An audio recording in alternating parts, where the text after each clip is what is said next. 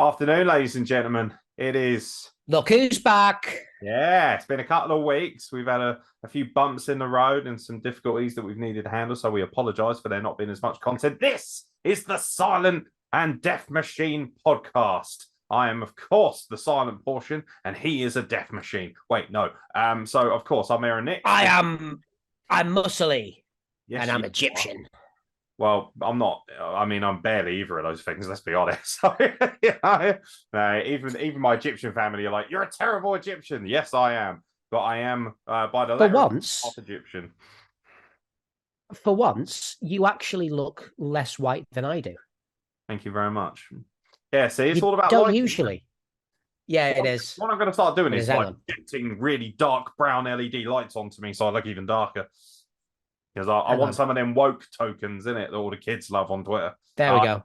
Yeah, see, That's better. now you got the olive Greek sort of thing going on. Yeah. Silent Greek. That's what I'll go for. Here's something that you didn't know. My family come from Spanish royalty. Really? How far? I've got a Spanish. No idea. I can't find out anything about them, but I've got a Spanish seal ring. Yeah, it's weird. Cool, isn't it? Ancestry is really. I just never trust things like ancestry.com and stuff like that. I feel like it's just they basically trying to charge you a fee so that they can have a look at your DNA. That's how I feel. These random DNA tests where they're like, "We'll tell you if you're 2% Norse," and I'm like, "That's not going to have any." Even if it is authentic, which I doubt. Like, ultimately, who wants to pay 150 quid to be told that they're 2% Norse? I just think it's My favorite thing about those type of things is when racists do it and find out they're part African. I think it's fucking amazing. Yeah, because we all essentially stem from Africa in some form or fashion because it was the original concept. People don't realize that when they look back at history. It's like the Greeks as well. Like a lot of us have Greek ancestry. I fucking love it. Yeah. Like someone who's very white power. Yeah, someone who's very white power.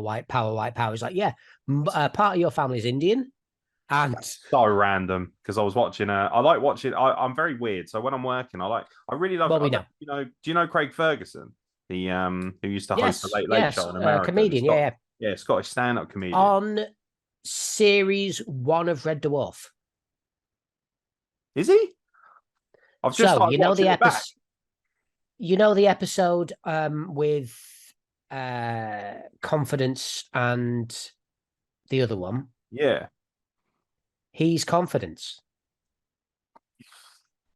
That's fucking. I can't wait to watch it. I've just started watching it back again because he's saying he's just a fat version of fake Craig Ferguson.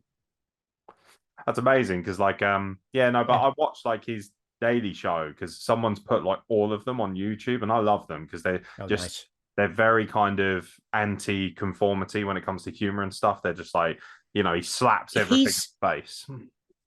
It's like I watched a couple of his bits and I've kept on thinking that would be what I would be like if I was a late night host. Yeah. Like everything a bit ramshackle and a bit giddy. Yeah, still professional, still really good, but just a bit all over. He's got a robot called Jeff, that just takes the piss and makes sexual innuendos all the time. He's throwing sweets into the crowd and he's mocking his audience and he's mocking himself and, like just taking the piss and flirting with people. And it's very funny. But he had Betty White on, or I believe has sadly passed away now. She has now, yeah. Yeah, bless her. I mean, she had a hell of an innings, but she was on it. Absolute beast of a woman as well. Yeah, she's fucking amazing. She was so awesome. But the reason that it jogged my memory is because I watched it just only about an hour or so ago while I was doing some graphic design. And she was fucking around, like basically saying, "I'm going to go for the presidency," because this was during the candidacy. And she was like, "What do you think of my slogan?" And she had a big poster up, like the old school, like, "We need you" posters, but it had her on it. And underneath it had white power.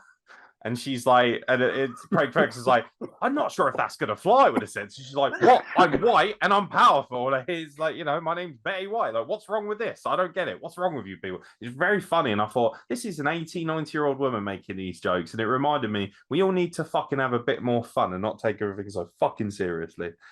It's fucking perfect. It's ace. What an amazing woman. Like, the woman that everybody wishes was their grandmother or mother, like just an incredible. Oh, yeah. With incredible strength. So Yeah, just Very much so. hysterically funny. How's things been for you, mate? Obviously, we know both of us had a bit of a rough couple of weeks, obviously with mental health and personal issues and stuff, which is why Yeah, I put out as much it's content. been a bit up and down for me. It has been a bit up and down. But hopefully I'm kind of getting on the right track. Starting to do something about my flittishness. I don't want to call it ADHD because everyone goes, "Oh, I've got ADHD," and then chooses to just be a dick and blame it on ADHD. I'm starting to do something about that. I can already feel slightly better. My head's focusing a little bit more on something, so that's kind of good. Okay. Yeah. Apart from that, I'm just getting on with shit. Yesterday, I had a bit of a fucking weird one, Yeah. and I described it to a friend of mine. Let me describe. I'll get the message up because I've never been able to describe something like this. And it fit me perfectly. Where am I? There we go. Diddly do, diddly do, diddly do. Yeah, so she asked me how I was. I said, I'm all right. She goes, "What's up?" I said, "I'm just low. I've had a lot of my enthusiasm sucked out of myself, sucked out of me today." And I've never thought of it that way, but it was very much like I had no enthusiasm for myself, Felt drained. about myself. Yeah, not even drained. I'd felt like I had it pulled out of me. Okay. Like I was trying to be enthusiastic, but it didn't work. It was really strange.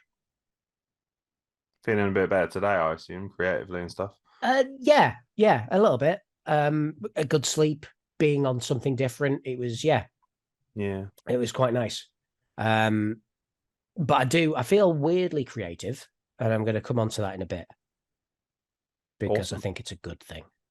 Yeah, I How think about you? What have you yeah, like I'm gone? forced into creativity, aren't I? Made my debut for Wrestling Society. These lovely people behind me, which was wonderful. Nice, Nadia Sapphire's promotion, obviously, who we're very good friends with. Wonderful woman. tremendous human being. Yeah, one of my best friends. I'm really blessed that like this is something actually I want to talk about. So this year I've made you've probably seen like in the group chat, for instance, a couple of companies have like got rid of me because of cost and things like that. And there's not a problem with that, but I wish they were more transparent about it and stuff like that, as opposed to just making excuses, because that's what wrestling is essentially, people bullshitting each other. But it was that thing of like I was speaking to like I won't name drop them because it's unfair on them, but I was speaking to, let's say, very high profile people in our business, people who can be found at the best, the upper echelons of what we do. And I'm very Vince lucky. McMahon. Yeah, basically I was talking to Vince. And yeah. Nice. And our creative meetings every week, because ultimately I'm in charge of Raw, pal. I fucking hope not. And that looks Racism. Yeah, I know, right? Racism and sexism and Saudis. Oh, it's good shit, pal. Yeah, there's like, for anyone who watches wrestling, like, ha, that's funny. And the other people are like, I don't get it. That sounds horrible. It's like, it is. But yeah, no, Yeah. I was like talking to these people and they were saying, outright, fuck these people. Like, you deserve to be paid the right amount of money, fuck these companies, fuck the way they treat people. And then I realized, like, it's something I've always known this, but I'm really starting to take pride in it, is that whoever you make your professional and personal relationships with are a direct reflection of who you are as a person. So for me, or at least in my standpoint, it's not for everyone, obviously. I only speak for myself, but these people I've noticed have driven me to be the very best because of these acquaintances or these relationships. I'm now working for places like Wrestling Society. I'm having more to do with, the companies that I've been very lucky and treated extremely well by. I'm working with the very best in our companies and the best in our professions, as opposed to a bunch of scrub. And there's nothing wrong with working with people who are lower down the totem pole. That's not what I'm saying. What I'm saying is that in terms of the quality of personality, you very much reflect the people you work with. So last year, there were a few companies I worked with people that I thought were friends or whatever. Turns out they weren't good for me, and that's not necessarily even a reflection of them. It's just a reflection of me. And I realized surrounding myself with really good people who are constantly driving me to be better, who hold me accountable as well, is making me a far better and more successful human being. So I'm making more money. I'm making more connections. These people were the people that were driving force of, hey, you need to get a fucking car sorted because you're really good at what you do and you need a car to be able to get to where you need to be, because we can't trust public transport. You know, so I now have a car because these people drew a good one as well, and they drove me towards it. I'm now working harder. I'm putting even more effort in. I'm finding all these little nuances to improve my footage, my photography, my graphic design. I'm constantly pushing even harder. And I'm surrounded by people who don't just fucking tell me I'm great all the time. They absolutely will reward my time and remind me of how good I am at what I do, but they will also ensure that I don't settle or I get comfortable. And for me, that is the most valuable thing I have in my life, are people like that who are constantly pushing for me to be more creative and do more, not because they feel like I should be worked to death, because they're like, no, we know there's so much more potential and talent in you, and we want to make sure that you live the best of that, because ultimately you're only going to get one go around. So it's like a little kind of moral message for people watching. Do yourself a favor, surround yourself with people who not only empower you, but strive for you to be the best version of yourself. If they're happy for you to just fuck around, and maybe they don't have your best interests at heart all the time, or maybe they don't have enough of their own self-esteem and their own self-drive to help motivate you further, in which case don't always put stock in them more so than others. You know, it's that case in point, like when we spoke about family. It's great if you've got a very good functional family, you've got good kids and things like that. But just because they are your family doesn't mean that they are exempt, essentially, from being the very best version of themselves for you as well as themselves. Yeah, and that's definitely. It's just reverberating around now. And I'm looking around, and instead of thinking, God, I hate that person, I'm going to spend time moaning and whinging about it. Instead, I'm like, I don't care, because I'm too busy being the very best version of myself. And ultimately, being selfish in that regard is then creating more selflessness to help other people. So everything comes hand in hand. There's always that balance. And I know that there's people who send in questions to us, friends of ours, you know, and I know they listen to this and they really like listening to me sort of talk about all these cathartic presences that are in my life. And the one thing I can say to them is, you know what? It's not a bad thing to be picky about who you want to be friends with and who you want to associate with. Choose people that are right for you, not who you think are going to be right for you. Choose people that you know are going to be right. You know deep down whether someone's good for you or not. And if they're not, doesn't matter if they're a good or a bad person. Fuck them off and make better friends, make better acquaintances, make better work relationships, and you'll feel like a better person. It's true. It's very, very true. But also you're friends with me, so you can't really say much. Yeah, but see, but that's you just being self-deprecating as per usual. But it's that thing of, I need to. but at the same time, you hold me accountable if you think I'm doing something stupid. Like, and that in itself shows that you're a better person than, say, somebody who's going to empower that behavior or just be like, yeah, whatever. Something as simple as maybe me watching your stream while I'm driving and you're like, oh, dickhead, focus on driving. Little things like that. Which I did. Yes, yeah, exactly. A lot of people maybe wouldn't have done that or wouldn't have cared or would have just laughed. And it's that thing of like, yeah, obviously I was safe. I wasn't like, ha, this is funny shit, crash. Like, I wasn't doing that. But it's that thing of, you know, just ensuring that I'm fucking paying attention to what is the most important thing at that time. And that's what friends should be doing. Yes, they should be supportive. Yes, they should. You probably saw the status, that lovely thing I got on the dating app where it was like, yeah, fuck her. What a strange fucking reaction. And people I've spoken to have had two reactions. One is, that bitch can go fuck herself. She's completely lost out on the potential of a great partner. But it's also that thing of people saying, fucking, that just sounds like an excuse. They wanted an out. And again, it's transparency. And I'm like, I'm not hurt by it anymore because I'm feeling far more comfortable. I have self-esteem. I have self-confidence and awareness that I'm good at what I do. And so I'm exploring that side more than allowing my mental health to drag me into a place where I'm like, I'm a piece of shit and I deserve to die, which does happen from time to time when you have poor mental health. I'm now taking supplements that go, like vitamin supplements and things that go hand in hand with my antidepressants. And all of a sudden, what supplements? Just simple things like vitamin C, vitamin D, you know, that kind of stuff, zinc, magnesium. You know, luckily, I've got a lot of friends in wrestling, very healthy people, you know, big fucking jacked up geezers and women and, you know, just beautiful people in general. And most of them swear by these. So, and it's that thing of like, yeah, they're not the be all and end all. They're not a replacement for whatever you're doing, blah, blah, blah. You still need to be exercising and drinking water and all that stuff. But this will help reinforce your immune system. For instance, we live in a country where we have very little sunlight. So it makes sense for us to take a vitamin D supplement so that we can get a little bit more. Someone who lives in Florida probably doesn't need to take that. Someone like us, it's probably more beneficial to us. And it does all these different things. They all help chemically balance the body. You need vitamin C in your body, otherwise you can't fight off fucking illness or flu or colds as well. So it might take longer for somebody who doesn't care about their body or doesn't look after it at all, as opposed to somebody who's like, yeah, I am going to exercise. Yes, I am going to take vitamin C every day. I'm going to make sure I eat, there's a reason we have things like 5 a day and stuff like that. Yeah, it's boring. Yes, it's mundane. Yes, it's annoying when the government especially yelling at you about it because they're a bunch of cunts. But it's important that you have some fruit. It's important you have some vegetables. Have some fucking potatoes and broccoli with your dinner, Don't always have a plate of fried fucking beans or chili or whatever. And it's just that thing of I'm just practicing a bit more mindfulness and self-awareness and wellness. By no means perfect. My diet's still shit. I still drink way too many fizzy drinks and stuff like that. But I don't drink as much Monster, for instance. It's the little things. And once you start stacking up all those little things, more often than not, you will see an improvement. And that's kind of how I'm at the moment, is I'm working towards that. So it's working well for me. I can't complain. It's a nice, it's good. Fizzy drinks, you need a soda stream, mate. I did have a soda stream, but the problem with the soda stream was that it then empowered me to get the energy drink one. So I would drink it too much. And also the Dr. Pepper one. So I'm not sure, is that like is it more healthy then in terms of?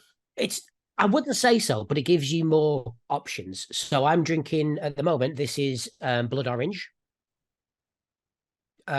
Which is it's not an official soda stream one, but because I make it fizzy and that, it feels nice. And it's just, there's so many things you can do, but again, vitamin C and shit, but it helps you get away from that very caffeinated type drink. That's most even the Pepsi Max one. So Pepsi Max, I'm a big fan of Pepsi Max. They've got their own syrup, but the beauty is you can make it as strong or weak as you like.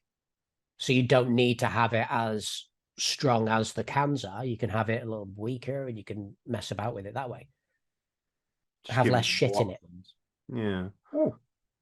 Yeah, I think I don't know. It's I always associate a soda stream with like a toasty maker or something. It seems like a great novelty for a couple of weeks and then you tune it out. I've had mine for 6 months. I still use it. I probably use it more now than I did. I had one like 10, 15 years ago. I don't buy bottles of soda anymore, like at all. I buy cordial for the kids, and the rest of it is just those things. Might be worth having a go then. Can you still do the thing where you take the empty gas canisters to Asda or whatever and they'll replace it for you? I don't know. I haven't tried that yet. Have you not? Normally when the gas canister, so with mine, when the gas canister ran out, you could go to Asda customer service because they recycle them. So you would give them to them and they would give you a full up one for free. And that's apparently what most places do with those. So definitely worth checking out. I will have to look. Definitely worth checking out. So, because that's one of the benefits, I suppose, as well of the soda stream is that you're using less, obviously, packaged materials and stuff. So, and the bottles are being recycled. So you're having less of an impact on the ecosystem as well. That's the idea. Yes. Yeah. Well, that's the thing. Obviously, if you just threw your gas canister away, it's impacting the environment much worse than taking it back. And obviously, they're so easy to refill anyway. I'm sure there are people who probably do it themselves, but I can't be asked. I'd rather just take it in somewhere and be like, here, you fill this up and take it back. Yeah. No, I'm the same. I'll have to have a look at that later. Oh, it's an idea. It's always an idea. It's always an idea. What did you want to talk about from a creative standpoint? Creative standpoint. Question for you and for the listeners / watchers. What if we did this not only as a podcast for people to watch on YouTube and listen to? What if we did it live as well? I mean, I'm happy to do it. I think that What if we streamed it? What you mean, like live streamed us in, like, say, in front of an audience doing it? Well, that later on down the line. But what if we did a Twitch? What if we streamed this on Twitch? Us chatting, us doing the podcast, getting live feedback from listeners. Live. Yeah. I if like they that want idea. to, if they don't want to, then they can mess about with it. But yeah, I thought it was an idea. it's something I want to do. A wrestle plug is like live stream me watching shows and stuff like that because we do the Zoom chats anyway. One of the issues with it is that I found that the software was a bit volatile because my setup wasn't as high tech as like I've got a very good laptop, but it can, even though it's got a lot of RAM and stuff, it can get a little bit flustered if it's doing a lot of, because what people forget with stuff like that is it causes quite a bit of strain on technology if you haven't got the right components.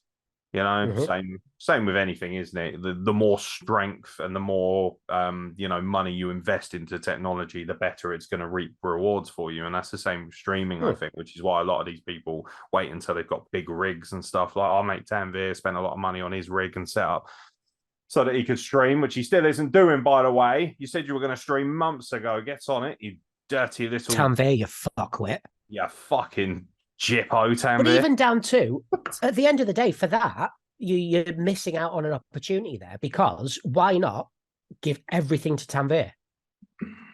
He can fucking stream everything. You can just be doing your camera on Zoom and he can present the rest of it. He can be your producer in theory. Hey, because Tanvir is too fucking lazy to do it, you know?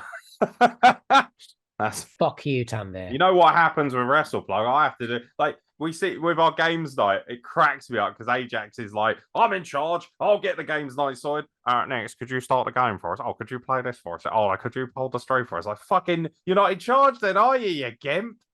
And I know you're watching. I know you're listening. You fucking gimp. Yeah, no, it's fun. Like I like. I like to, I don't know, I don't want to call myself a leader or anything because I don't see it that way. I feel like WrestlePlug is just a big or, crazy family of us all doing our own thing and stuff. And, I love the fact that I can give people airtime and a little bit of a creative outlet, It's lovely that they can come on State of Wrestling address and vent and have an opinion and not fucking, I'm never going to say to people, right, you're only allowed to talk about this. This is, no, fuck off. You can say whatever you fucking please and do whatever you please. That's what makes WrestlePlug for me different to anyone else. It's great what culture does. It's great what Cultaholic does. It's great what, insert whoever. But for me, WrestlePlug isn't everyone's cup of tea, but at least it's our own cup of tea. We've made our own. We haven't tried to fucking pretend I don't stop swearing or filter myself or censor our swear words or anything just because it might hopefully monetize us later down the line. What's the point? Because then I'm denying myself the ability to be the best version and the most real version of me. That's pointless. So for me, very important. And to be honest, who I am and how I present myself and how I behave has reaped incredible rewards in terms of my success in my business. So why would I then change it because somebody said, I don't like it when you swear? Well, I don't like it when you tell me what I should do in my content. Fuck off and do your own. That's how I look at it. But I'm not telling you how to present your stuff. If you want to be super PG and not upset anyone and be super, that's great. We're not about that. And the ultimate thing is, WrestlePlug is a choice, like anything else. You can choose to what. Nobody's forcing you to watch it. So all the while that you're in a position, apart from the people in my basement, exactly, they can shut up and just. I make them watch it. How is the Fritzl thing going? Is it all right? I don't know. I haven't been down in a bit. No, does the banging? I haven't heard much though. No, I haven't heard much for a little bit. Yeah, that's what said it should probably check on him. Yeah, it's important to just keep them alive just in case the worst happens. But other than that, let them fend for themselves. That's why I say the dirty little tinkers. The tip is though, everyone says, "Oh, you can't keep them in the basement; it'll start to smell." That's where you dig down, then dig across. Clever, so it's not directly. Make the room. Heat rises, it doesn't come up through. Yeah, no, it's very smart. See, it goes into someone else's house. Yeah, see, that's Fritzl should have been clever. All he had to do was move across a few meters, and he would have been fine. Fucking idiot. Yeah, I kept telling him. Moron. I'd expect more from an Austrian. Yeah, see, these Austrians, right? They think of world domination. They have these ideas, but instead of going across, they always go straight up, and that's the problem. It's true. Hey, there you go. It's true. You made your own bed, didn't you, Hitler? So you have to lie on it, bud. Prick. Right. Yeah, that was my creative thing. I've started. Yeah. Okay. No, my daughter and I have got really into murder mysteries. She absolutely loves a murder mystery at the moment. We've started writing one. And I quite like the idea of it already. And but here's my thing, and this is to all the writers and stuff out there who are listening to this. I'm shit at writing because I'll have an idea, and I think the the Christmas story that I did, it was on the Christmas podcast. That is the first thing I've actually fully finished in years. In absolutely years. Everything else, it's half done or, 3/4 done. And I've never been able to fully finish them. How does everyone get around that? For you, it's different because it's more visual. You can see the end point. Yeah. But here we go. Question for the audience. How do you get around that shit? I can't figure it out. Cannot figure it out for the life of me. I think there's always going to be a sense of because I did writing at university. That was my thing. I always wanted to be a playwright. And I think you have to trust that the material is ready to go at some point and then be prepared for what people think of it, because ultimately it's always subjective. So it's not that much different from, say, doing video for WrestlePlug in that regard, because ultimately I know that some people might not like what I do. And that's it's one of the hardest things, especially in a world where we're so much more aware of our anxieties and our mental health, is we realize that there's always going to be a risk involved when you create content, that people may react to it poorly or negatively, and it might affect you. So you have to kind of steel yourself. Like, these businesses, they require thicker skin. For instance, someone like J.K. Rowling, who has been astonishingly successful. It was always going to get to a point when you're that successful that people will then find out what kind of person you are. And if you're not a good person or you have terrible viewpoints, people will essentially use that as a reflection of your product, which I don't personally think is fair. Like, if you don't like J.K. Rowling, that's one thing. But if you like Harry Potter, you can't say, I don't like Harry Potter. I find it very strange when people are like, I don't like Harry Potter anymore because I know what J.K. Rowling's like. Okay. But yet why should they suffer? I can understand something like Elvis, for instance. I know this was something that you've talked about a lot ad nauseum. With that, it's one individual artist and you're consuming one individual property. But for instance, something like Harry Potter, the films, the adaptations, should, for instance, someone like Daniel Radcliffe then have to come out and apologize for being associated with those films because J.K. Rowling is not that great a human being in so many people's eyes. And yet, you were in the adaptation of her book. Not so much. I don't see. No, I think there is a difference there between knowing who the person is later on down the line and being in their early stuff. So the people now who are associated with her professionally, you can kind of see, well, hang on a second, you agree with this shit? You think this is an acceptable human being? For the people earlier on, they didn't know. Nobody knew at that point what type of person they were. Do you think people should be frowned upon then if for working on content that maybe she's like, for instance, if you're in the Fantastic Beasts movies, do we associate the actors, do we give them more attitude because we now know what J.K. Rowling's non-professional, her personal opinions are?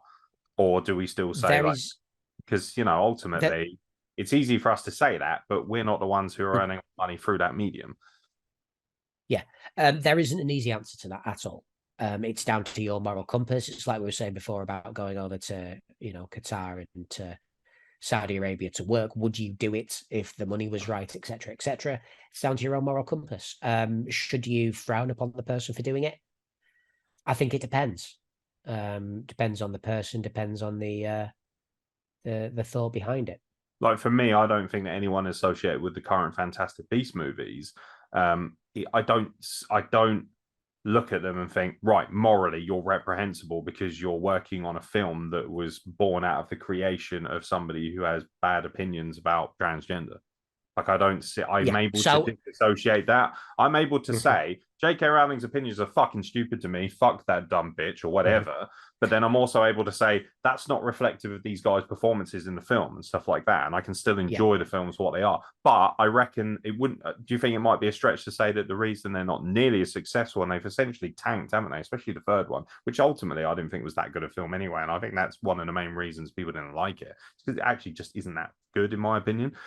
Which is a shame because I love the first two especially.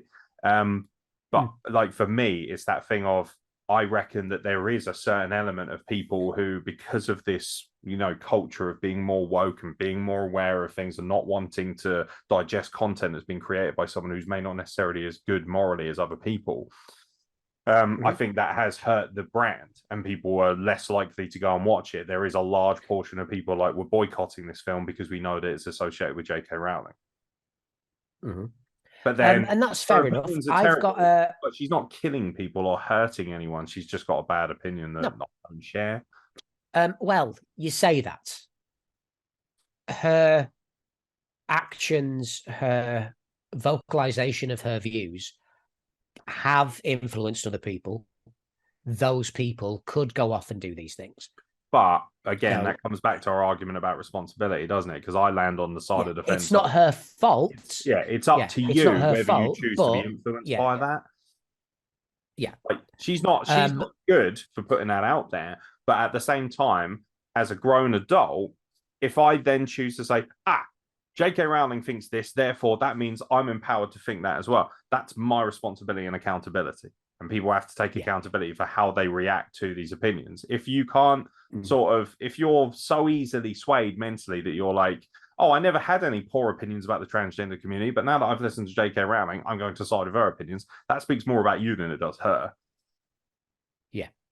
I think it's a difficult one. So someone like, I think that with the Fantastic Beasts movies, it's a franchise already ongoing. If people now pull out, it could affect the franchise, which will affect a lot more than just J.K. Rowling. Yeah. Because it's not just about her in that instance. It's about everyone that's involved. Something new comes out. J.K. Rowling writes something new in the same wizarding world and has a brand new cast and has a brand new this, that, and the other. Then everyone has the right to turn around and go, no, fuck you. Absolutely fuck you. I'm not acting in something you've done. Doing it over the Fantastic Beast stuff? No, because it's more than just you at this point. There is a whole lot of people that are banking on you. If she's coming out with something new, it's benefiting herself and the people higher up. It's not benefiting anyone else. So I think that them carrying on with Fantastic Beasts, they should. They just should. Apparently it might not be. Apparently the third film might be it. That's it. And they think that they might not come back to it, which is a bit of a shame. That might just be because it wasn't as good. Yeah, no, I don't know if you've seen it. I personally didn't think it was very good. I didn't like it. I thought it was haven't. My daughter has. She enjoyed it, but she's 11. For me, she liked Little Mix at one point. Yeah, that's fair. I mean, for me, I loved the films because they were more focused around the wildlife and the lore of the animals in the Wizarding world. And obviously I'm very big on animal rights, and I just love animals anyway. So for me, I was able to watch something like that and I'm like, oh, look at the cute little Nuffler chasing after coins and things like that. I was really fascinated by that. And the first film especially was really good at introducing all these beautiful, wild and imaginative creatures that kind of you could find empathy with, or you could enjoy just from an entertainment standpoint. Whereas in the third film, there's very little of that at all. It's actually all about the lore and, the character. And then, of course, it's hurt by the fact that they've had to recast Johnny Depp's character. So even though the guy who replaced him was, I thought, excellent and still had the representation of him, the problem is that... Mads Mikkelsen, Yeah, it's hard to disassociate. And some people used his role as an argument for, well, you didn't complain about Dumbledore. I was like, that's a bit different. The guy passed away. You had no choice but to change him. And ultimately they brought in Michael Gambon, who's fucking incredible anyway. So it was just that thing of we can carry on. And I can sit there and say both guys played the role beautifully, and I enjoyed their adaptations of it. So whereas with this, it's it's a shame because now we don't look at the film and say, right, let's just watch Fantastic Beasts 3 and judge for ourselves whether it's a good film based on its content and its plot line and everything else that goes into that. And instead we're watching it thinking, well, it's not as good because Johnny Depp's not in it. All of a sudden the narrative has been shifted to something that's more politicized or more controversial in the public eye, which is a shame. And it's frustrating because I don't want to consume any kind of media based on my opinions of things that maybe aren't necessarily reflective of that media itself. Case in point, some people may not want to watch the next Pirates of the Caribbean film if they bring Johnny Depp back because of all the shit that's gone on with him and Amber Heard. You know, whether whoever's side you want to land on, it's a shame because we're not now sitting there going, is this a good film? We're saying we're going to base our opinions based on whether we like him or not, which then is a kind of a poor reflection of the media and the art form. But I think we always do that, don't we? Take out the controversy of it all. Take out the big things. Have you ever watched a thing and then been put off it because there's someone in there that you don't like? No. Never. Not when it comes to anything like that I can think of. I genuinely don't. And maybe I'm in the minority there.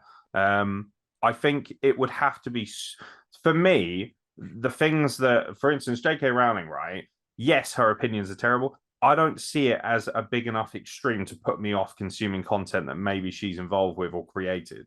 Whereas, for instance, Lost Profits, like that is such an extremely vicious and disgusting thing to the point where I'm like, I cannot associate with that at all because that's hanging over it. Whereas if somebody's like, are you going to watch the new Fantastic Beasts films? No, because I hate J.K. Rowling's opinions. I'm like, I don't care about her opinions enough for that to reflect on whether I want to watch the film or not, because I still want to see the acting performances of all the people that are in it, because I think they're fucking phenomenal. The guy who plays Newt Scamander, his name evades me. I think he's an incredible actor. Guy who played Stephen Hawking. I've totally forgotten his name. He's fucking phenomenal. I know the name. Yeah, he is. He's one of those names. As soon as you hear it, like, oh, that guy. You know, there's so many incredible acting talents in these films, and I feel like it would be Eddie Redmayne. Bingo. Like, for me, one of the better actors of our modern generation. I don't want to feel like I can't enjoy a performance by him just because J.K. Rowling's an idiot and has terrible opinions. That doesn't. I do get enough. Whereas if she had murdered a transgender person, we're talking about something different. So again, it lands as to how graphic or how upsetting the content is, or how, you know, like with Lost Profits, there's no middle ground there. There's no kind of this isn't morals. This is evil, pure evil. So for me, it's like, no, that's now you're in a different landscape where, you know, and I still feel sorry for the other members of Lost Profits because ultimately they've lost, you know, what could have been potentially, you know, what should have been the biggest kind of, you know, medal or, you know, honor of their careers, being associated with such an incredibly successful artist. And instead now they're only renowned as, you're the backing group essentially for one of the most disgusting, evil pieces of shit that has ever come out of the music industry, which is a real shame because ultimately that's not what their legacy should be. But thanks to him, that's what it will be. Exactly. But I guess it's all levels, isn't it? You know, some things are less offensive than others, or some things upset us less.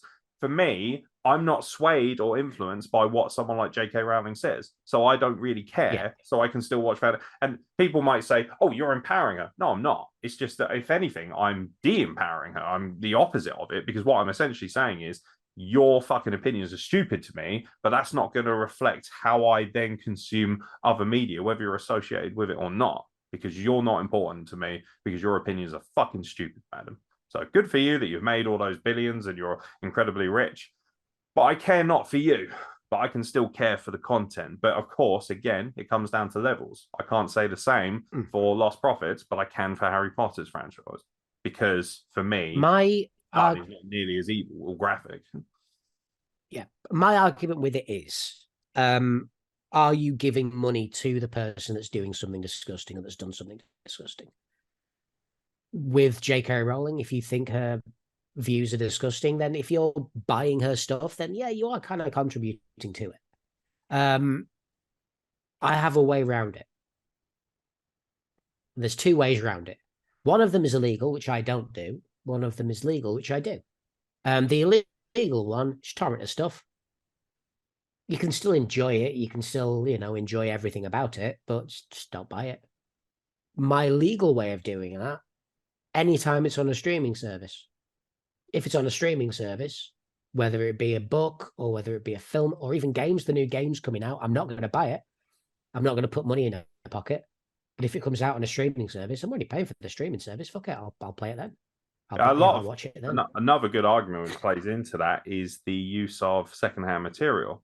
Like someone brought up a really good point. If you're so vehemently against J.K. Rowling and don't want to support her, you can go to a majority of charity shops and find her books in there, and she will not get a penny from that. So therefore, you're not monetizing or funding her or her opinions in any way, and yet you're still able to enjoy and consume the media that was created by her. Exactly. And I think, for me, that's the healthier way of doing it. Yeah. Because you can still enjoy what you enjoy if you do still want to, but you're also not supporting them financially. Yeah. I'm not saying torrenting's right. Yeah, and nobody. What I am saying is dare do such a thing. No, not at all. But what I am saying is torrent it. Watch wrestling. Don't torrent it. Don't torrent it. Torrent it. Don't do it. Don't stop torrenting things that I'm torrenting. Stop doing it.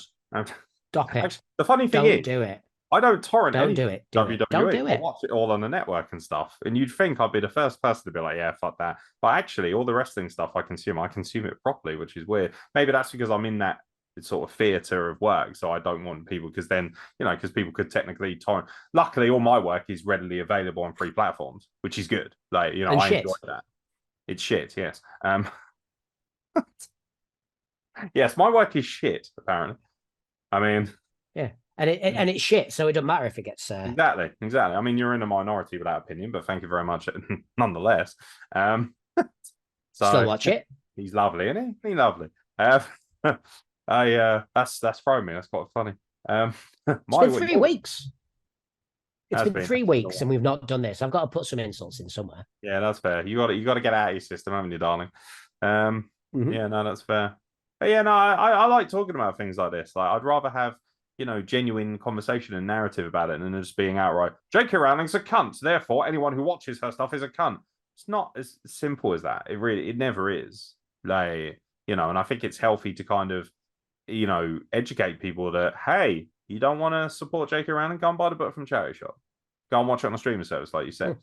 There are ways to still enjoy things without empowering dickheads. For instance, I hated Donald Trump. Him as a president is a joke. It doesn't mean that I shouldn't go to America and enjoy what America has to offer. Just don't fucking support that dickhead. Don't go to the fucking White House and, or fucking vote for him or whatever. That's the joys of the... My daughter loves Harry Potter. And so any thinking about Christmas or anything like that, it's, if I need to get little bits, it's like Harry Potter stuff would be good. Do I really want to put money in J.K. Rowling's pockets? Etsy. People on Etsy and who make things on Etsy, they don't have the rights to it. Just fucking use them. Yeah. Give them the money. It's where copyright law is a massive grey area. Because yes, they shouldn't be doing it. But also, fuck J.K. Rowling. Yeah, the same with my content. Like, I reckon if they properly comb for everything, a lot of my content would be removed from YouTube. For instance, my Raw reviews, I have footage on there, from WWE. And the thing is, they're not going to lose any money by me doing that. At least not all the time. I only have, 620 odd subscribers. But it's that thing of, should it really matter? Should we hold... Because if it's a small... For instance... Are you going to feel as bad about robbing from Morrison's as you are robbing from, if you're a crook, obviously? I'm not saying that that's what we do. But if you stole something from Morrison's, are you going to feel as bad about that as if you stole something from, say, a private little independently owned shop where their margins are much, much, much, much tighter and they need that money to survive? Probably not. I'm not going to feel as bad about taking something from Morrison's or Asda, who have a notorious reputation for mistreating their staff and underpaying people anyway. But the sad thing is, someone has to suffer at all times for these actions if you choose to do them. So it's best just not to bother at all. But then it's also very easy because it's tough though, isn't it? Because we live in an environment now, and you notice this more and more as a self-employed person like myself. You realize shit. Like, we want to be able to say, fuck all these big corporations, fuck them off. I'm not going to buy my coffee from Costa or Starbucks. I'm going to go down to the lovely little shop that's run by, I don't know, Deirdre or whoever, But the problem is that these lovely people who are independent, they have to charge so much more than these companies to survive, because otherwise their margins die, and then they die as a business, and then they end up as a part of a number, and they have to go and work for these big companies, because these big companies are able to afford to drop the margins down to crazy prices. So yeah, I'd love to go down to butcher's, for instance, every time I want a pack of sausages or a steak, but you're paying 3 times the amount you would when you go to a supermarket. And for us, it's not a case of we don't want to buy from it. It's not a viable option because we can't afford to, because the living wage isn't brought up to the standards it should be, which ultimately is reflective of a Tory government who are a bunch of cunts. Too fucking right. Fucking too fucking right. Tory cunts. Hate them. Like, detest them. I detest all politicians. They're all scum. True. Very true. There's been some exciting news today. Has there? Yeah. Are you pregnant? I just look it. Oh, okay. No, DC Universe. Yeah. We saw it on the group chat. Not clued up about this stuff at all, but I'm excited about being able to consume more DC content. So yeah, there's all sorts of stuff. There's a video that James Gunn released on Twitter. Everyone go and watch that because it's fucking fascinating. Is he the director of Guardians? Yeah, director of Guardians, directors of the Suicide Squad, Super, all sorts of stuff. He's fucking brilliant. But they are doing so much. They're bringing new animated series into it. They're doing a new TV series of one of my favorite characters, Booster Gold. They're doing Amanda Waller, played by Viola Davis. She's getting a film, aren't they? Say again? Doing a Swamp Film movie, aren't they? Yeah, back to the dark origins of it, and yeah, it's watch the TV series. It's looking good. I haven't. It's been on my watch list for fucking ages. Excellent. Like, I genuinely loved it. I thought it was brilliant. It got cancelled after one series because it's not as fashionable. I think that was what I saw it as. Like, because obviously Swamp Thing is it's not quite Superman or Iron Man. You know, there's a lot less finesse about it. But what was really clever was that kind of concurrent storyline of protecting the environment. The Swamp Thing is essentially a ludicrously powerful eco warrior. That's basically what he is. They played that story really well, and the acting performances were excellent, and the build up to how he became Swamp Thing and things like that was really well done. But yeah, sadly, it just never took off with people. I think it was almost, in some ways, too woke, I think, which is ironic because I don't really subscribe to woke content as much, but I enjoyed that because I'm very passionate about animal welfare and the environment. So for me, it was like, you know, like I don't think it was. Do you not? I don't think it was too woke. It was too comic booky. What, you think there was from what I've heard from people? There was no relativity to it. Yeah, you needed to know who Swamp Thing was. You needed to know there was a character called Swamp Thing to be able to care about the fact that there is a Swamp Thing. Yeah. Everyone knows that there's a Superman. Everyone knows that there's a Batman. Everyone knows there's a Spider-Man. He just wasn't a popular Suicide Squad thing for a series. Yeah. The Suicide Squad, take Harley Quinn out of it, no one had gone to watch that film at all. That is true. The new one, I'm so fucking glad people did, because that's what's led to all of this. With James Gunn being as good as he fucking is. Still haven't seen it. Really fucking need to. Yeah. The one with John Cena. You really need to. Yeah. I really like the first one. So here's, okay. The first one wasn't great because they didn't quite know what they were doing with it. I liked it because I'm not as, like, I don't really know much about comic book lore and stuff. So for me, I was like, right, I'm just going to watch this as a film and we'll see. And I thought Will Smith was great in it. I thought he was brilliant. I obviously love Margot Robbie as Harley Quinn. Like, she's like every man's dream woman now, isn't she? We all want a freaky, psychotic lady who looks that good. But yes, Joker's performance, I didn't think it was amazing, but I didn't think it was terrible either. Like, to be honest, he wasn't in the film enough for me to think, God, that's offensive and he pisses me off. He was only fleetingly in it anyway.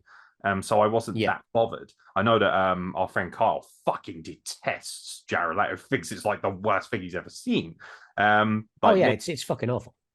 I didn't see it that way. Like, yes, I much prefer, like, the thing with me is it's a case of, just because I found so many other adaptations and so many other representations of Joker, like Joaquin Phoenix, to be fucking incredible, I didn't then look at him and think, oh, you're a piece of shit. Are you a piece of shit by comparison to them? Yeah, probably. But I still didn't think it was horrific. Like, I wasn't like, wow, this guy just feels like some dumb college nerd actor who doesn't know how to act or anything. Like, I felt his representation was okay. It was acceptable enough. But I do feel like for instance, Boomerang was fucking amazing in it as well. Love his character. Yep. And so for that, it's like, if I can find that many positives in it, for me, that's enough to say that film was good enough for me to enjoy it. Is it as good as the new one? Probably not. I'll probably enjoy that more. But it's that thing of, I think people are very quick to kind of be very extreme about things. They're either in that camp of it's absolute shit or it's absolutely amazing. No one can ever say it's okay, it's fine, like it's all right. I've done that for years. For example, Batman vs Superman. I love that. I thought it was all right as a film. It was all right. It's not perfect. It's not great. It's not the best Batman film ever. No, but you step out of it. Yeah, you step out of it and go, is it a good film? Like, yeah, on the surface of it, yeah, it's a good film. It's not great. It introduces Gal Gadot as Wonder Woman, who's amazing. Yeah, it's the same with the first version of the Justice League. Is it a masterpiece? No. Is it great? No. Is it watchable? Very. You can stick it on for 2 hours and not have to think. Perfect. Do they have positives? That's how I'm looking at it now, is do these films provide positives to the overall makings of future products? Yes, they do. For instance, Justice League introduces Jason Momoa as Aquaman, who I thought is great in the role. And I actually really liked Aquaman. Yeah. I thought it was a lot of fun and very tongue-in-cheek and hilarious, and also a great set piece. Who doesn't like Dolph Lundgren is a seahorse with pink hair. Come on. That's funny to me, and it's entertaining. Yeah. And the set pieces and the graphics of it were incredible. So it introduced that, which I'm happy about. I like the idea of Superman being a more menacing evil thing, like the Injustice games are really good at doing that. Like, that's the best sort of format to see that. He's so good as, like, that evil Superman. You're like, whoa, that's really cool. Because ultimately, with that kind of power, you would think he would be swayed to do horrible things, because ultimately he can do whatever the fuck he pleases.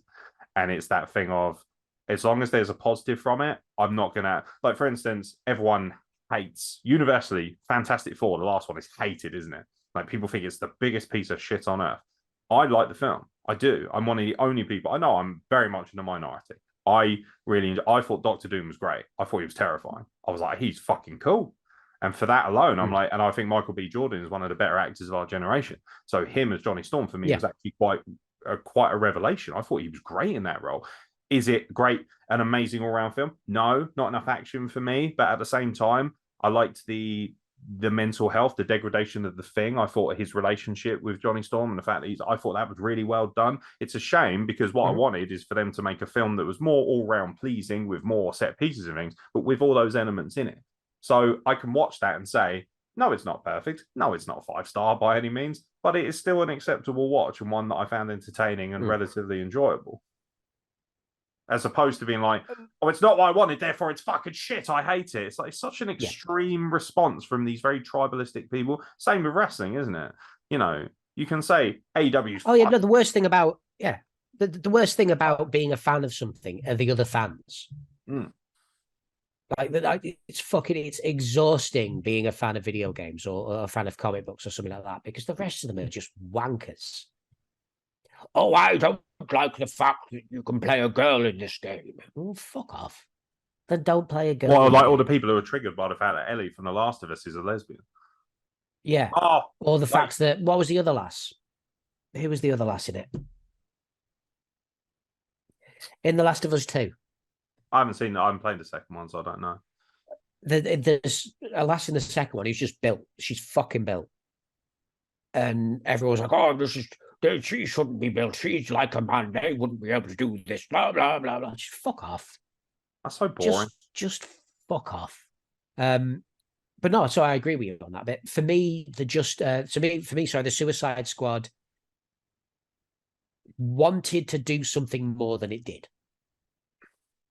So didn't know what the big bad should be. So tried their best to put 3 different ones in it, and none of them worked. And that's for me where it was let down. Really, really good performances from people. Margot Robbie's Harley Quinn wasn't my version of Harley Quinn, but you could see glimpses of it there. But then when you look at Margot Robbie in Birds of Prey and then in The Suicide Squad, that is Harley Quinn. So it wasn't the fact that she was shit as an actress, because a lot of people did say that she shouldn't be Harley Quinn because she wasn't good. It was the script that she was given. And also, you're not going to get everything in one film. Why should you? Mm-hmm.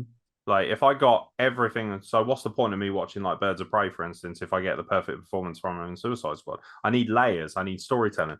For instance, with The Last of Us, you know, people were complaining that the first episode was a little bit slow, and I'm like, it's a series. Not seen any of it yet.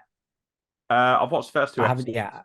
Excellent. I've not touched it yet. I'm waiting until the end because I adore the games. They are ones I go back very back faithful to the game, beautiful. so you'll probably enjoy them from that regard. They're very faithful to the because I've only played the first one, and they're very faithful to all the source material from that. And so for a lot of people, it's a big success for that reason alone. I think the acting performances are astonishingly powerful, like very powerful. There's great actors, great actors in it.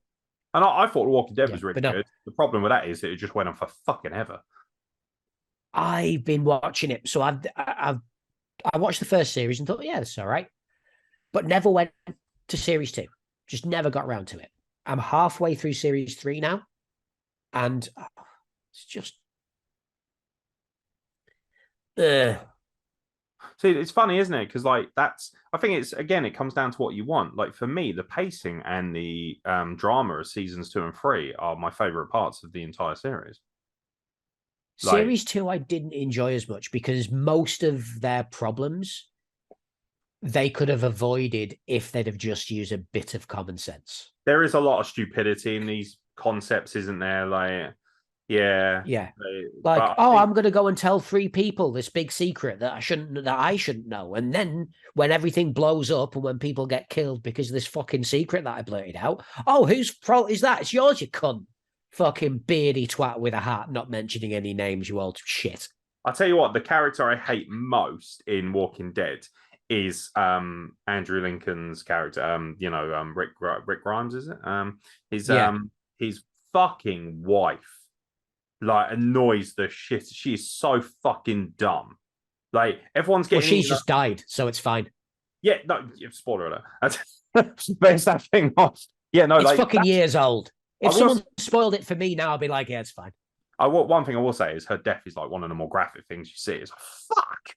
Like, you know, but when she's you're like, whoa, that's dark. Mm-hmm. That's real dark.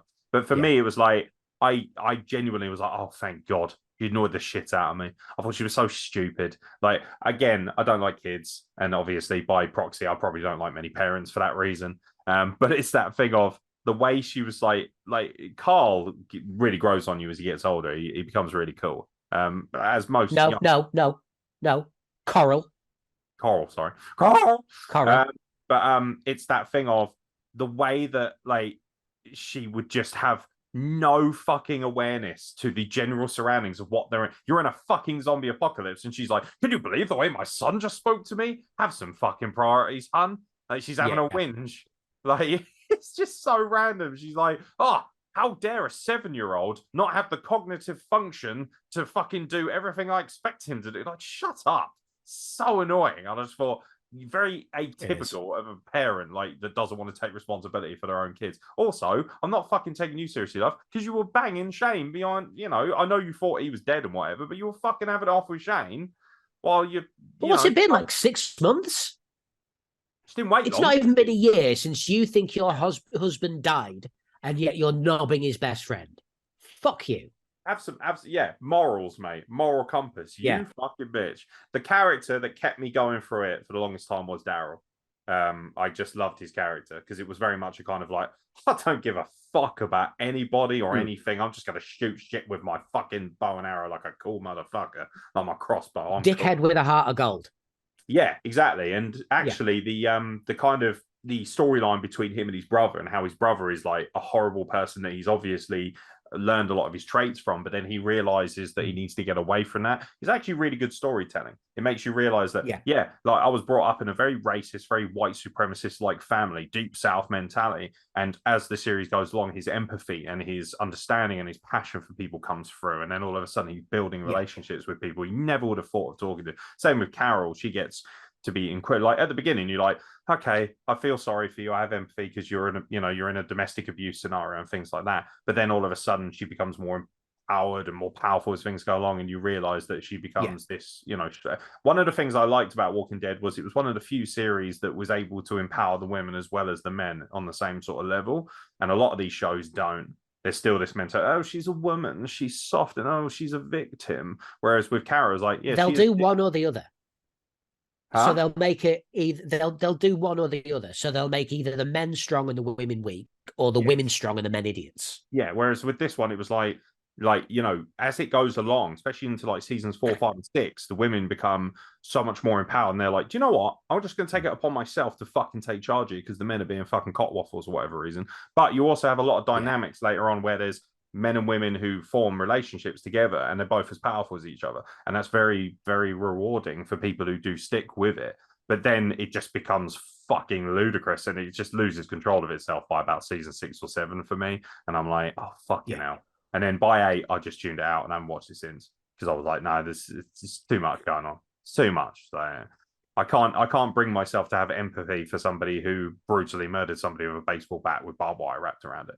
I can't morally bring myself to love him because everyone's like, he's incredible and he redeems it. You can't redeem yourself from being someone, the one character who everyone loved to death with a baseball bat where his eye pops out in front of his wife. I don't know who that is yet. I've not seen that bit. I'm only halfway through season 3. Well, so I know, I've always known that thing happens, but I don't know who it is. It's really well done, that scene. It's totally shell-shockingly. I was crying my eyes out because it's horrible. It's horrible. It really is like one of those things where you're like, wow, that is the darkest point that a human can be, that he could do something that fucking callous. But then it's also that thing of, after that, I think the shell-shocking nature of the series couldn't peak that. So it was like, we've topped ourselves out too quickly here now. So now everything else is like, I've seen the most grimmest part of a human being's action. The only way you could go above that is if you started doing like crazy, horrific, gore-based horror movie shit. And that is basically what he was doing anyway in that scene. So you then all of a sudden, it's just, you have to disassociate yourself because it's a different world, but you still want that relativity of the characters that you're watching. And you lose a lot of the relativity, and also there's a lot of chop and change with different characters. Like all of a sudden, someone who's only been in it for 3 episodes is all of a sudden the main character, and you're supposed to just fucking take that without any kind of build. And you're like, no, like what about this person who's been here for 6 seasons? We're just going to ignore that person now, and they're going to be a background character. Fuck off. Bad storytelling.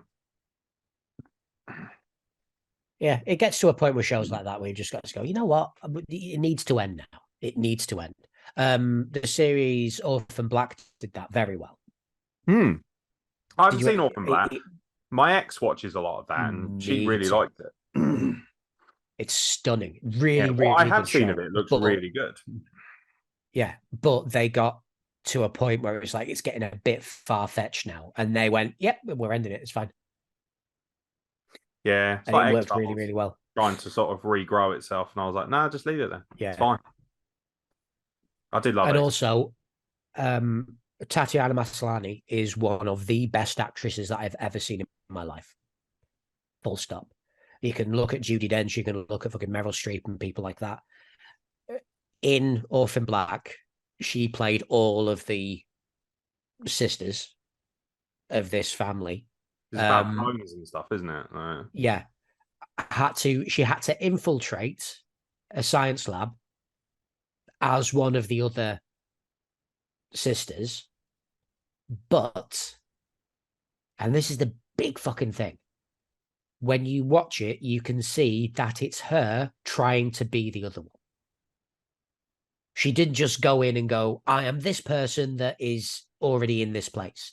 Yeah. She went, no, I am this person trying to be this person that's already in this place. Even though there was the same accent. Yeah. And fuck, she was good. And she's just amazing. She-Hulk, fucking amazing. I absolutely adore the woman. Oh, is that who plays She-Hulk?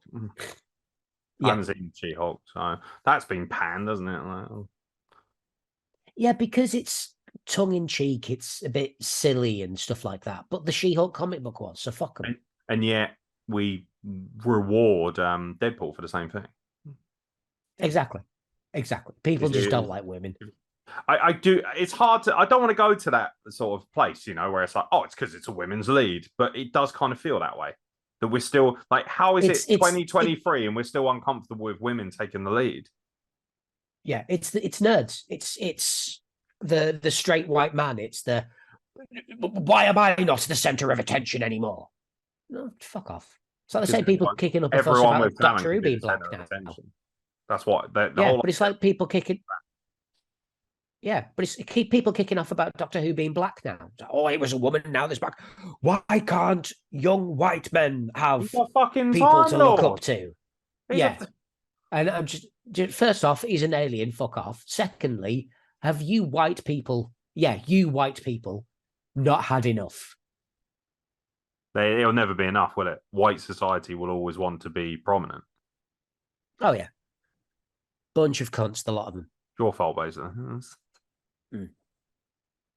It is, and I'm Jewish as well, so yeah, double hander. Yeah, we got a couple of another double hander. We got a couple of the old pepper shaker, marvelous. Well and truly, and we got a couple of emails. Let's hit them. All from Robbie Nitro.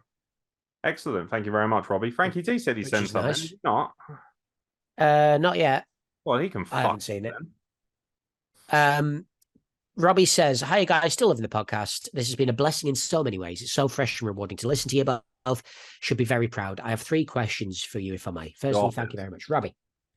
Firstly, if you could go back and give your 18-year-old self one piece of advice, what would it be? It's okay to be depressed. It's okay to be sad, and you will work through it, and you will be a success. Also, stop fucking around thinking that you have to conform to the societal norm of working that shit 9 to 5 that you know deep down that you don't like. Chase your dreams." Probably mine's kind of similar. I've ever given. Mine's kind of similar to that, and it's one sentence. It's 3 words. But you go to America. Also yes, but go to America. There was one opportunity I should have gone to America, didn't, because I was young and stupid and thought different things. Life would have been completely different. You could have been a porn star, but here we are. I would. I mean, still are, but it's more underground, isn't it?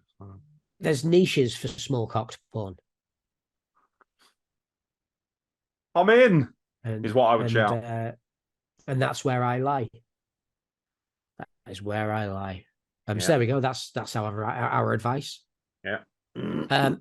Question number 2: if you could have a coffee with any historical figure, who would you choose? It's an interesting question. I hear this a lot. It's difficult for me because there are so many people that are fascinating to me. When he says historical, are we thinking like, what does that cover? I guess. Like, does that mean someone who's dead, who's like a famous person from the past, maybe?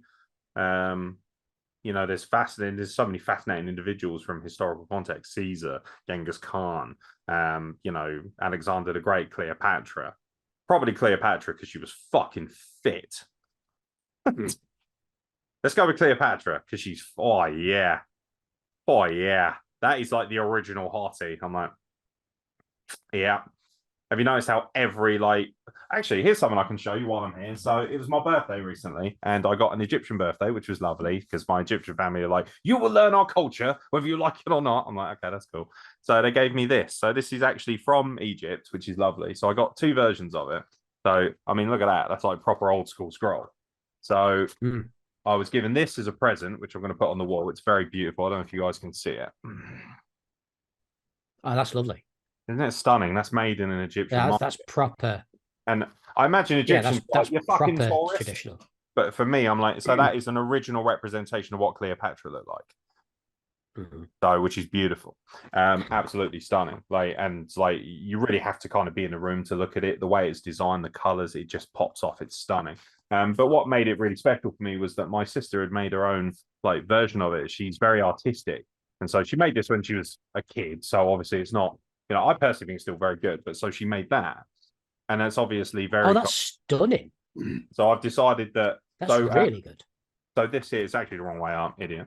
But this thing here, right here, this little tablet, that's actually how people would write their names. So everyone would have these. Yeah. And it's actually got her name on it. So if you look, it's actually got the hieroglyphics that refer to her name. Her name's Anim. Oh, nice. And it's kind of a thing now in Egypt. Everyone does it. So they gave me like a beautiful little. They gave me this, which is a bookmark, which actually has the original proper translations of all the hieroglyphics there, so that you can actually write your own name and stuff, which is lovely. Nice. So what I want to do is get their names tattooed on me in the original forms of the tablets, because they're so important to me. Because I'm not one of these people who likes to get names of people tattooed on me. I don't really, but with my sisters, they're always going to be a part of my life, so that's a bit different to me. Like I wouldn't get an ex-partner on my, tattooed on me or anything like that. But yeah, no, like when I look at something like that, and I realize the lore and the historic value that Cleopatra had to my other side of my heritage, essentially, that I don't know that much about. It really fascinates and intrigues me. So I'll go with Cleopatra. That's fair enough. That is fair enough. Intrinsically part of my identity as well. So yeah, it's a difficult one for me because history's never been massively interesting to me. It's never been that, it's more modern history that's got under my skin due to my heritage and stuff like that, as you know. People in popular culture that have died, there are so fucking many. Spike Milligan, for example. Brilliant. Sitting down in a room with Spike Milligan and talking to him about something. I fucking love that. So that's my answer. Fuck you. Eat a dick. Who, me? Well, no, Robbie. I'm using that as my answer. Okay, you're not having historical. Apparently we're attacking Robbie. You're not having historical. You're not having historical. You're having Spike Milligan. There. Okay, fair enough. Eat that, you cunt. And he also says, if you had to write a book tomorrow, what would you write about? I wouldn't write about my own life because I'm not narcissistic enough to think anyone would care. I'd probably write something fiction based because I have all these incredible ideas in my head about, like, I'm very fascinated by this conspiracy theory that there is something on the other side of the ice that surrounds the Earth. So I don't believe that the Earth is flat, but people who believe it's flat believe that the ice goes all the way around the side, and that's why we don't fall off. So I'm very fascinated by this concept of what would happen if you breach that wall, if it was flat, and what would be on the other side. And I'm always fascinated. It's a completely random concept, but I thought, how cool would it be to write a fictional book about somebody who's able to breach the other side and somehow goes through and finds that actually on the other side is a completely parallel world, exactly the same as ours, but with everything in different formats. So, the societal kind of thing of like humans kind of are in charge of the Earth is not the case. All of a sudden we're just like, fucking, essentially glorified pigeons or whatever. This idea that the parallel universe, everything is turned upside down. The dynamics has shifted the world. Very similar to Stranger Things, the upside down world. I like that concept of something like that. So I'd probably try and attempt to write something fictional based that would not only intrigue people, but also encapsulate how I think of alternative theories in a different world. I like that. Yeah, you should fucking do it. You should. Just exploring the creativity of my mind. Yeah, and also, mine. I've got a few. The murder mystery that I spoke about before. There's a story called 4 Apartments that I wrote. That I haven't finished yet. I've still got to do the last one. The last section of it, sorry. There's a story called Fowl, which I think I mentioned on the podcast before, about killer chickens. Death Metal, which is my robot alien book. There's also one that I started that was it was kind of like a modern day film noir type thing, about a dude who keeps on having dreams about his wife's murder, and his wife actually gets murdered. But due to alcohol, well, it's his ex-wife, but due to alcoholism and stuff like that, he ends up having conversations with himself. And the whole story is that. And I'm just going to throw pens, which I did. What about so you did that wonderful Christmas story, which I thought was very entertaining, very funny, Yes. very creative. The voice behind it was excellent. Your voiceover work for it was brilliant. What about the idea of making short audio stories based on murder mysteries that could be translated for younger people, like your daughter, for instance? Yeah. No, I'd love to do that. Absolutely love to do that. Maybe you could have, like, you know, when she's confident enough, or if she is confident enough to do it, you could have her, you know, maybe voicing one of the female leads of it while you're one of the male leads, you know, that kind of thing. Oh yeah. You could have like a She father-daughter she kind of is. thing where you're both like trying to Yeah. solve, you know, like, I don't know, like sort of like your own version of Sherlock and Holmes, you know, because I think there's that thing, isn't it? Enola Holmes, is it? I think it is. Yes. You know, something that kind of is your own version of that, maybe. Like... Mm-hmm. Yeah.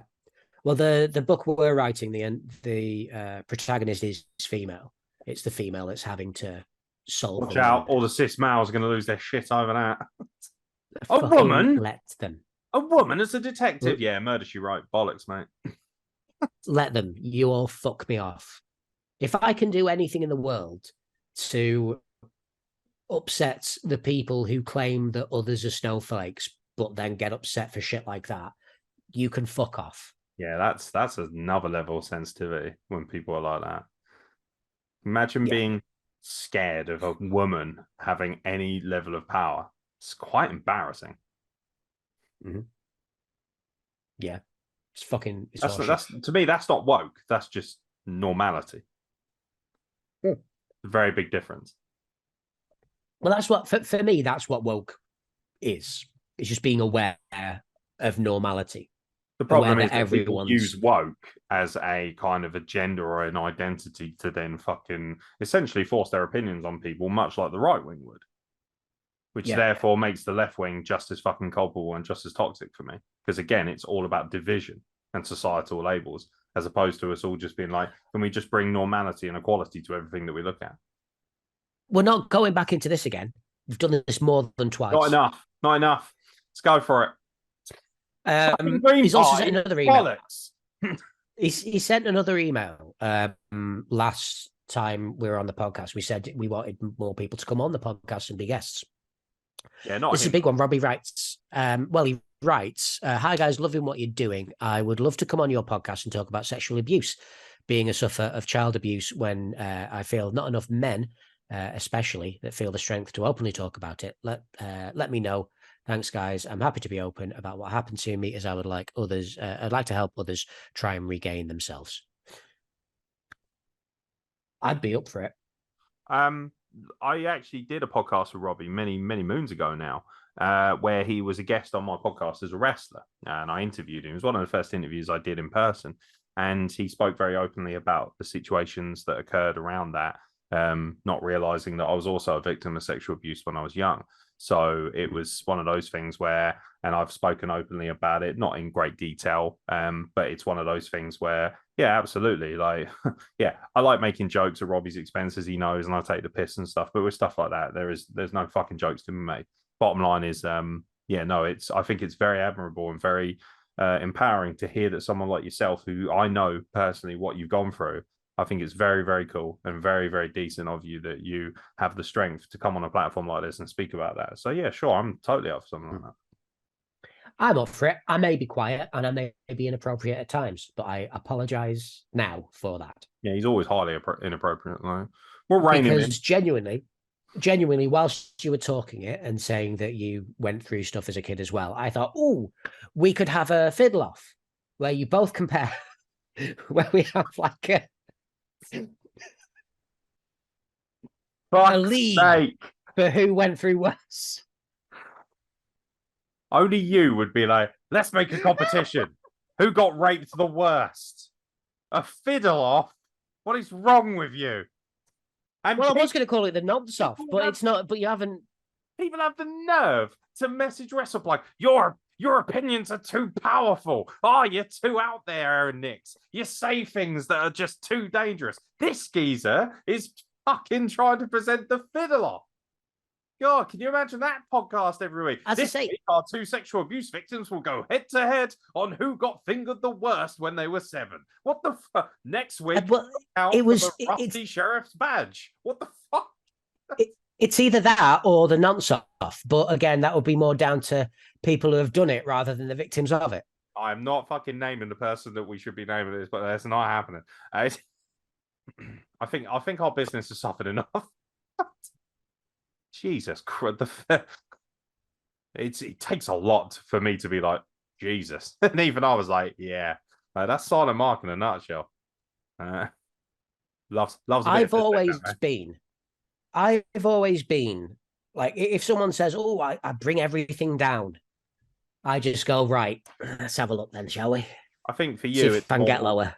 For me, the reason I like it, and people, and obviously I don't like fiddle offs, just so we're clear, but the reason I like what you're doing there is not bringing empowerment to the evil of the world. Like that's basically what you're trying to do, is essentially say, let's not fucking allow that to dictate who we could possibly be in the future. Yeah. And that's very much what humor's about, isn't it? I don't think that at any point we should say we're not allowed to joke about things like that, because ultimately what we're doing is essentially saying that rules over us and that controls us. And I don't think that's healthy. I think that nothing should control us, especially evil things that have been done to us. We should never, ever, ever have to live as victims for our whole lives. We should be empowered. Yeah. We should be survivors, not victims. Very much so. And that's the way I am with everything. I mentioned on the podcast before about my friend having brain cancer, and she's going through radiotherapy and stuff at the moment. And genuinely, whilst we were having the conversation, after we had the emotional bit of the conversation, my next sentence was, I'm pretty sure you've done all this just so you can have my haircut. And she went, I will look better. And that's, I wanted to pull that rug out and go, let's not give cancer the satisfaction of making us down. Let's not break ourselves down. Let's do what we've always done and make it massively inappropriate.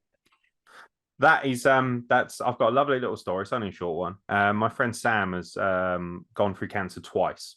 I love her dearly, like genuinely. I had the biggest crush on her at uni. I still fancy her now. Sorry, Garrett. And she's just become a mother for the first time, giving birth to twins. A beautiful woman in every sense, but she's got the darkest sense of humor. So when she found out she had cancer for the second time, she reconnected with me. We'd sort of not spoken for a long time and thought she'd just moved on, and she'd moved back down to my local area. So she said, hey, can we hang out? And I was like, yeah, that would be fantastic, actually. Like, I really miss your face. And obviously she sat down, she was talking about it. I've got cancer and all this. It was breast cancer. And we decided, should we go to McDonald's for a laugh? So we drove to McDonald's and we did the classic sort of, chat thing, just sat there having McDonald's, and we're sitting there talking about it and making fun of it. But it's kind of like, just sort of going through the emotional sort of range with it, trying to sort of be therapeutic with it. And then it's just a point where she sort of said something really dickheadish to me. I can't remember exactly what it was. And I just turned around and went, do you know what? Kind of glad you got cancer. And she just like burst out laughing and dropped her chips. And it was that moment of like, that's why I loved her so much, and I do love her now. She's an amazing human being, and it's that thing of like, yeah, let's not let the pain and the suffering that's going to happen overcome the humor and the joy that we have for each other and our dark sense of humor. Let's fucking empower ourselves in that moment. And yeah, it just kind of reminded me in that moment of there's something very refreshing and very therapeutic about being able to take the piss out of the darkest possible thing that could maybe go through us. Yeah, no, it's perfect. It's perfect. Coming up next week, the fiddle off. Have you got anything else to say? Do you want to do anything else? Don't mind, mate. I'm quite happy with that if you are. I'm exhausted of my thoughts. We were going to talk about sex, weren't we, and what that means to us at some point. So, I mean, we were. But then that's quite a long topic in itself. So, well, not for me, obviously. Yeah, it is. Yeah, it is. Yeah, it is. Look at the size of that Egyptian hog. Sorry, we call it hieroglyphic hog in my house. But the Nile knob. I'd say the Cairo copies, the Ferrophallus, the Sphinx sausage. There's a lot. There's a lot of them. But yeah, no, if you want us to talk about sex next week, we'll do that then. So yeah, no, I'm happy. Yeah, we'll do that. It was very good. Thank you very much, by the way, to everyone who's afforded me an opportunity to work recently. I'm incredibly grateful for that, and I want the universe to know that I'm incredibly grateful for everyone who's afforded me the opportunity for that. So I just thought I'd like to put that out there in the universe. And obviously, if you've got anything you're grateful for, if you've got opinions, maybe you want to get some advice, maybe you just want some cathartic, stupid humor to kind of help, sort of work through the therapeutic issues that you might be going with. It doesn't matter what it is, questions, advice, everything under the sun. It's silentdeathmachine@gmail.com or at SNDMpod on Twitter. Mm-hmm. And I do think next week we should try and do it live if you guys want us to. Even if you don't want us to, I think we might just do it to see how it goes. Yeah, I've got a lot of stuff at the back end of this week, location shootings, actual shows. But next week, everything calms down a bit in the build up to Rise. So what I will do is I'll spend a little bit of time testing some live streams on our YouTube and Twitch to see whether it's, capable for me to do it via the laptop. If it is, I'll let you guys know. And you can contact us and send us a message and say, yeah, absolutely, let's do it live. Let's all sit down for a laugh. You guys let us know. Because we always record on a Tuesday night. Hopefully that'll be beneficial to you guys, because I know Mark isn't as flexible with his time as maybe I am. So ultimately, if you guys are happy with a Tuesday evening, we'll try and maybe get a live stream set up and we'll have a chat for an hour and a half or so. And you guys can interact with us and jump in when you've got the time and, leave your comments and have a bit of fun with it. And I think next week could be a nice one as well, because it's about sex and it's we can be silly about it and we can be serious, but it's we all have a conversation around sex or sexual problems and feelings and everything else. Like, it's an incredibly diverse topic to speak about. So yeah. So I think it'll be a fun one to do live.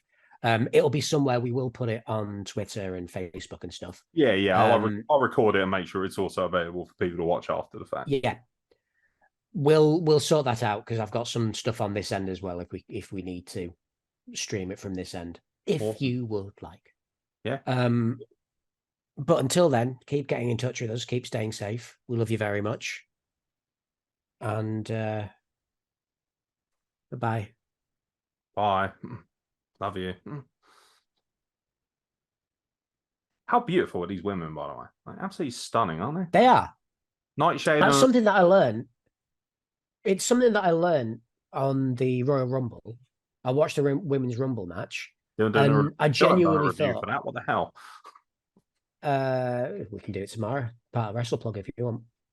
Yeah, we'll do it as part of the State of Wrestling Dress if you're up for it. Yeah. But I genuinely thought all of those women were beautiful. There was different shapes, sizes, ethnicities, absolutely everything, different ages. All talented. All talented and all fit as fuck. Yeah, like, but I don't want fit them as to fuck as well. Like, for instance, Nightshade and Luna Blue behind me, right? They're wrestling each other this weekend in Portishead for Wrestling Society. And if you're around that region, which is around Bristol, Wales, go and watch it. It's amazing. Nadi Sapphire is doing amazing things for that company and deserves your time and your admiration. But they're both astonishing talents, and that's what stands out to me first and foremost before their looks. And I'm not going to be and say they're not fit, because of course they are. They're fucking gorgeous women, but they're talented more than anything else. And it's something that really stood out to me.